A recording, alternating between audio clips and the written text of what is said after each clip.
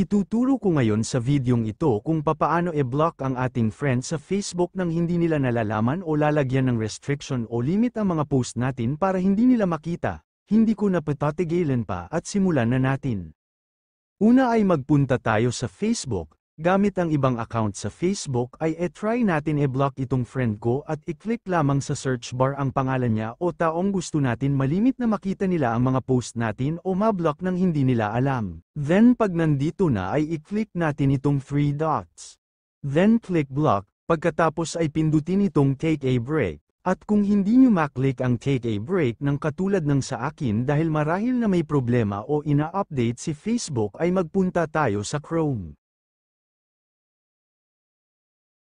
At dahil na-login ko na, yung Facebook ko dito sa Google Chrome at nandito na agad tayo sa ating ire-restrict o ililimit sa post na friend natin sa Facebook ay pindutin lang ulit natin itong tatlong tuldok sa gilid.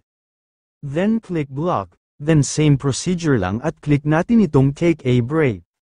Dito sa see less of Erica's profile ay i-click ang see options. Then dito ay ilipat lang natin itong check sa limit where you see Erica's profile. Then click save, at dahil nilagyan natin ng limit ay hindi na makikita sa wall natin ang mga post niya kahit nakatag pa ang ating pangalan. At makikita nyo lamang ang mga ito kung bibisitahin nyo mismo yung Facebook niya. Then pag okay na ay scroll up lang natin konti at dito naman sa limit what Erica's profile will see ay i-click lamang itong see options. At i-click itong hide your post from Erica's profile. Then click save.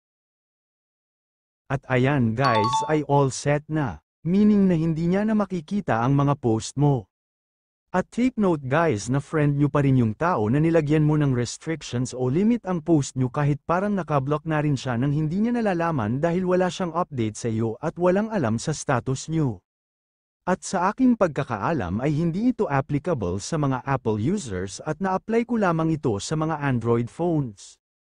Ayun lang guys. Sana may natutunan kayo sa video na ito at sana makatulong ito. At kung nagustuhan nyo pa like and share na lang po at kung hindi pa kayo nakasubscribe ay pasubscribe naman po sa ating YouTube channel at kung meron pa kayong mga tanong at gusto ng kasagutan, mag-comment lamang po tayo sa comment section sa baba at try po natin gawan ng content yan. Maraming salamat po sa panunood.